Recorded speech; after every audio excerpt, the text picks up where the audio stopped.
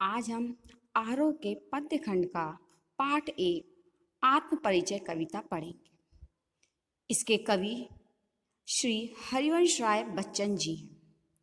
हरिवंश राय बच्चन का जन्म 27 नवंबर सन 1907 को इलाहाबाद में हुआ था।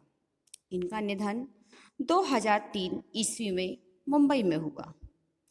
इनकी प्रमुख रचनाएं मिलन यामिनी, सतरंगिणी, आरती और अंगारे, नए पुराने झरोके, टूटी फूटी कड़ियाँ आदि हैं। आत्म परिचय कविता में कवि यद्यपि वह सांसारिक कठिनाइयों से जूझ रहा है, फिर भी वह इस जीवन से अत्यधिक प्यार करता है।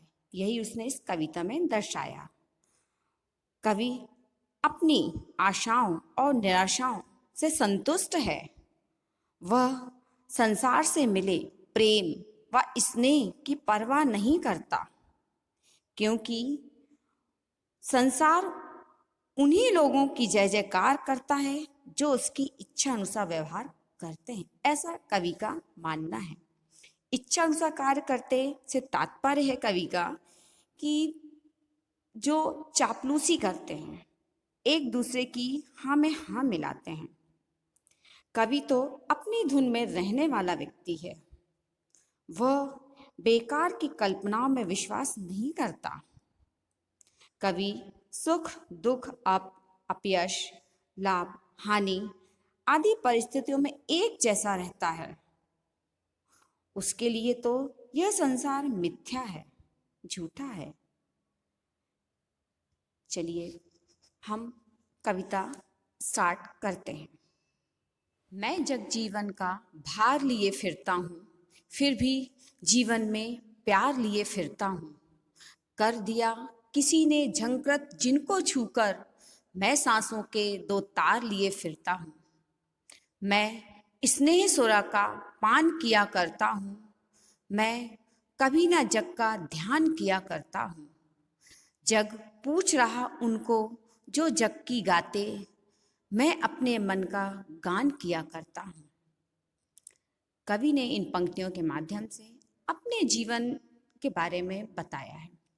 कवि कहता है, मैं जग जीवन का भार लिए फिरता हूँ, अर्थात इस जीवन की, इस सांसारिक संसार की जो भी कठिनाइयाँ, मुश्किलें, भार है हमारे जीवन में, उनका भार उठाते हुए मैं अपने जीवन को आगे बढ़ा रहा हूँ। फिर भी जीवन में प्यार लिए फिरता हूँ।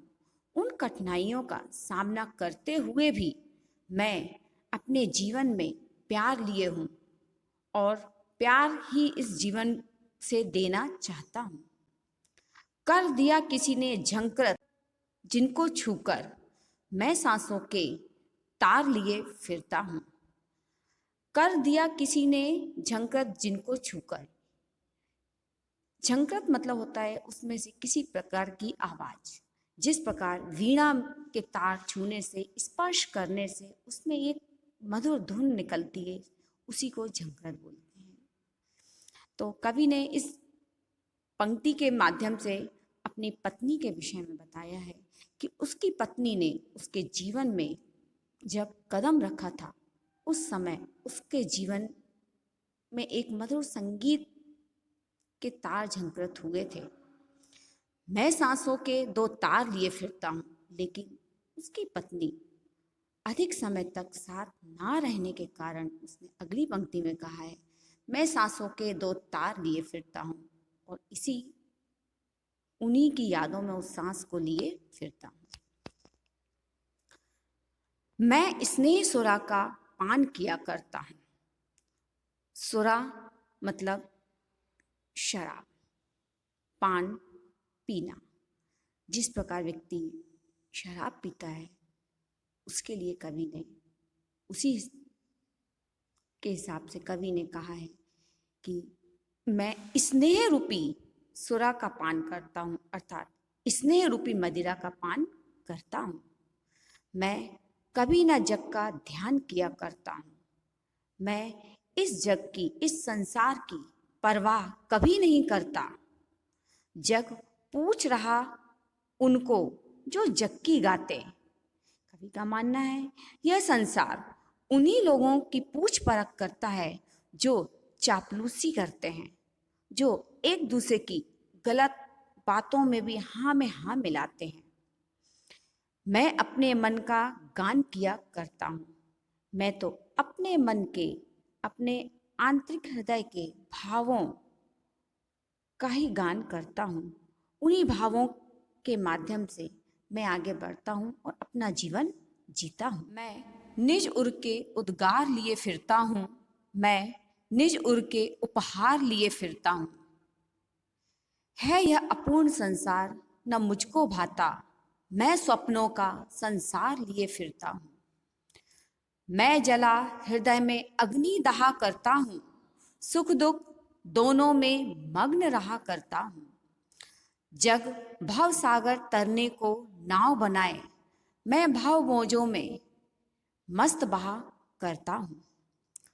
उद्गार मतलब भाव, उपहार भेंट, भाता अच्छा लगता, सपनों का संसार कल्पनाओं की दुनिया, अग्नि आग, दहा मीन्स जला, भवसागर संसार रूपी सागर, मौज लहरें। इस प्रकार कवि ने कहा है मैं निज उर के उद्गार लिए फिरता हूँ। कवि निज स्वयं के भावों को लिए फिरता है। उन्हीं भावों को इस संसार में खोजने की, देखने की कोशिश करता है। मैं निज उर के उपहार लिए फिरता हूँ और वो स्वयं के जो भाव उत्पन्न होते हैं उन भावों को इन संसार में देखने के बाद जो उसको उपहार स्वरूप भेंट सुख दुख जो मिलता है वह उसे उपहार के रूप में भेंट स्वरूप लेता है और बढ़ता है यह अपूर्ण संसार न मुझको भाता। ये जब वो भाव जो कवि के मन में आते हैं वो भाव इस संसार में देखता है और वो भावनाएं इस संसार में ना पाने के कारण कवि कहता है ये अपूर्ण संसार मुझे अच्छा नहीं लगता। अर्थात कवि इस संसार में स्नेह सुख प्रेम आदि देखना चाहता है। उसकी कल्पना में इस प्रकार का संसार है और इस संसार को वो अपूर्ण मानता है क्योंकि इस संसार में, इस जग में वो ये सारी चीजें नहीं पाता। मैं सपनों का संसार लिए फिरता हूँ। मैं अपने भावों का अपना काल्पनिक संसार लेकर आगे बढ़ता हूँ। मैं जला हृदय में अग्नि दहा करता हूँ। कवि कहता है कि उसके हृदय में एक अग्नि जल रही, अर्थात प्रेम रूपी अग्नि जल रही है। सुख दुख दोनों में मग्न कहा करता हूँ और उसके फलस्वरूप उसे जीवन में जो भी प्राप्त होता है, अच्छा बुरा सुख दुख, उसी में वो मग्न रहता, अर्थात वो उस सुख दुख को स्वीकारता है और एक समान रहता है। जग भव सागर तरने को नाव बनाए। संसार व्यक्ति इस संसार से पार होने के लिए कई प्रकार के प्रयत्न कोशिश करते हैं। मैं भव मौजों में मस्त बहा करता हूँ। मैं तो इस संसार से जो भी कुछ मिलता है उसको तहे दिल से स्वीकारते हुए मस्त आगे की ओर बढ़ता रहता हूँ। यौवन का उन्माद लिए फिरता हूँ। उन्मादों में अवसाद लिए फिरता हूँ। जो मुझको बाहर हंसा रुलाती भीतर, मैं हाय किसी की याद लिए फिरता हूँ। यौवन जवानी, उन्माद पागलपन, अवसाद उदासी, यत्न प्रयास, नादान समझ नासमझ, दाना चतुर्ज्ञानी, मूढ़ मूर्ख, जग संसार। मैं यौवन का उन्माद लिए फिरता हूँ। कवि कहता है कि मैं अपनी जवानी का जो पागलपन, एक जुनून होता है, उसकी धुन में मग्न रहता हूँ, आगे बढ़ता हूँ। उन्हीं उन्मादों में अवसाद लिए फिरता हूँ। उस पागलपन में, उन्माद मीन्स पागलपन, उन उन्मादों में, उस पागलपन में जो मुझे उदासी, दुख प्राप्त होता है, उसको मैं अपने साथ लिए जीवन में आगे बढ़ता हूँ। जो मुझको बाहर हंसा रुलाती भीतर, और उन अवसादों से, अर्थात उस दुख से मेरे हृदय में जो पीड़ा होती है, उस पीड़ा को मैं अंदर ही अंदर घुटता हूँ, रोता हूँ, लेकिन बाहरी रूप से चेहरे पर मैं हंसी लिए फिरता हूँ, खुशी लिए फिरता हूँ। मैं हाय किसी की याद लिए फिरता हूँ, और उन अवसाद में, उस उन्माद में, उस पागलपन में, उस उदासी में मैं अपनी प्रिय की याद लिए फिरता हूँ। कर यत्न मिटे सब सत्य किसी ने न जाना, नादान वही है हाय जहाँ पर दाना। फिर मूढ़ न क्या जग जो इस पर भी सीखे, मैं सीख रहा हूँ सीखा ज्ञान भुलाना। कवि कर यत्न मिटे सब सत्य किसी ने जाना। कवि इस संसार में लोगों के जीवन के लिए कहता है कि यह संसार सत्य को जानने की कोशिश करता है, परंतु यह संसार सत्य को नहीं जान पाता। नादान वही है हाय जहाँ पर दाना। इसी कारण हर व्यक्ति नादानी करता है, और वो उसी तरफ जाता है जहाँ समृद्धि, भोग विलास की सामग्रियां होती हैं। हर व्यक्ति अपने सांसारिक जीवन को स्वार्थों से भरा पूरा कर लेता है। फिर मूढ़ ना क्या जग जो इस पर भी सीखे। कवि कहता है फिर वही नादान है जो इन सब बातों पर भी, जो उसने ज्ञान ग्रहण किया है उसके बाद भी वो सीख नहीं पाता। मैं सीख रहा हूँ सीखा ज्ञान भुलाना। कवि कहता है कि मैंने जो भी ज्ञान लिया है उस ज्ञान को भूलकर नई बातें सीख रहा हूँ। कवि का मानना है कि इस संसार की बातों को वह भूल अपने मन के कहे अनुसार चलना सीख रहा है, अर्थात व्यक्ति को भी उसके मन की बातों को सीखना, समझना चाहिए, तभी हमारा जीवन सुखमय और यह संसार और जग और कहाँ का नाता, मैं बना बना कितने जग रोज मिटाता। जग जिस पृथ्वी पर जोड़ा करता वैभव, मैं प्रति पग से उस पृथ्वी को ठुकराता।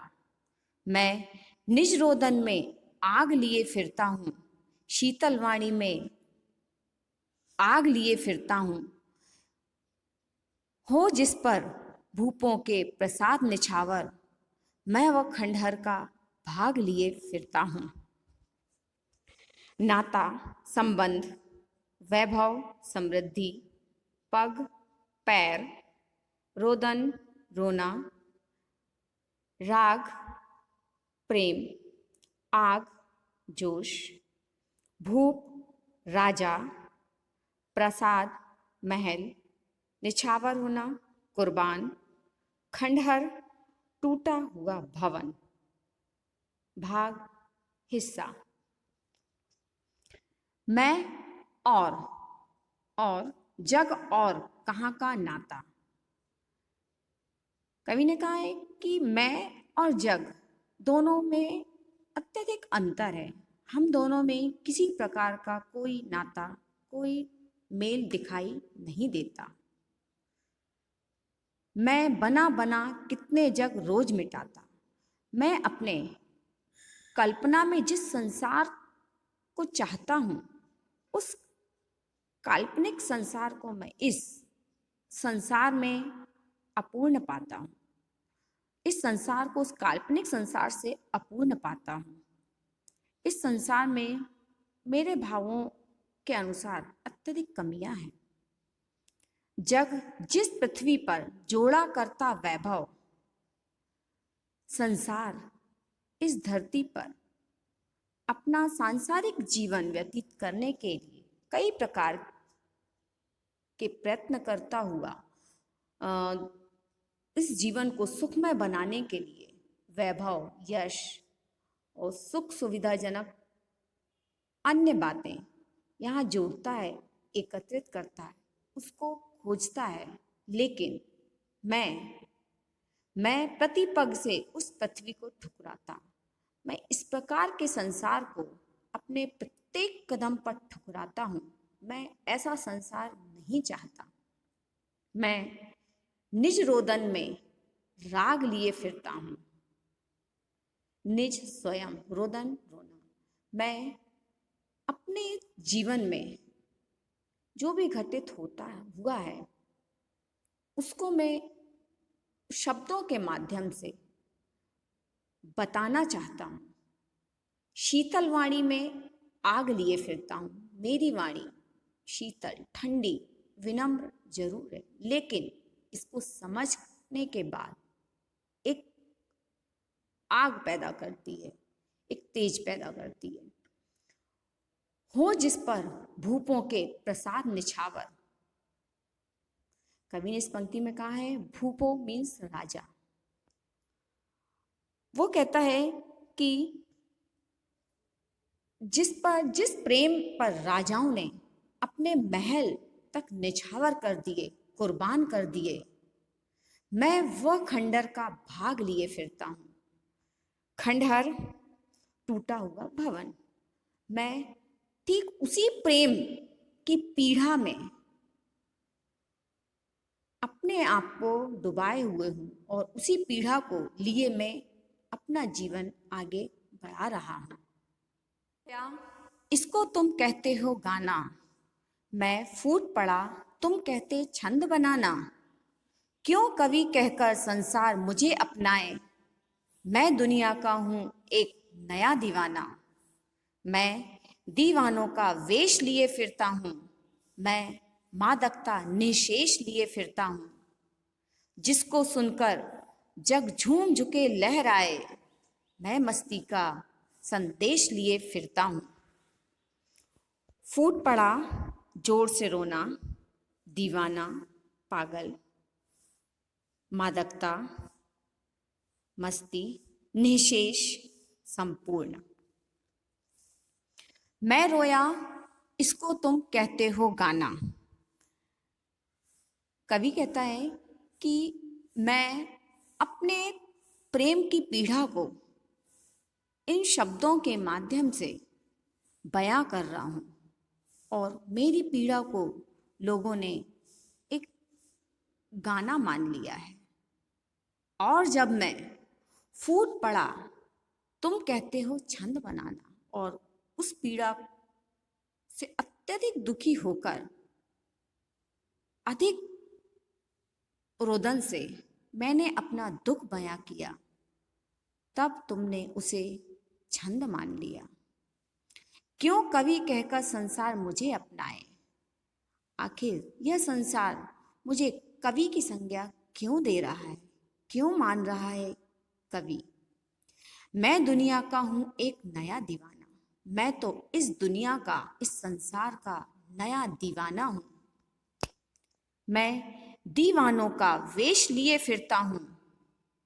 कवि कहता है मैं तो दीवाना हूँ और इस संसार में उस दीवानगी का नया वेश, नया रूप लिए घूमता हूँ। मैं मादकता निशेष लिए फिरता हूँ। मैं तो अपनी मस्ती को संपूर्ण मानकर आगे बढ़ता हुआ अपनी मस्ती में मस्त आगे बढ़ रहा हूँ। जिसको सुनकर जग झूम झुके लहराए, जिसे सुनकर यह संसार झूम रहा है और उस प्रेम के आगे झुक रहा है, मैं मस्ती का संदेश लिए फिरता हूँ। मैं उसी मस्ती, उसी संदेश को लिए इस संसार में प्रेम का संदेश देना और प्रेम लेना अर्थात देखना चाहता हूँ। धन्यवाद।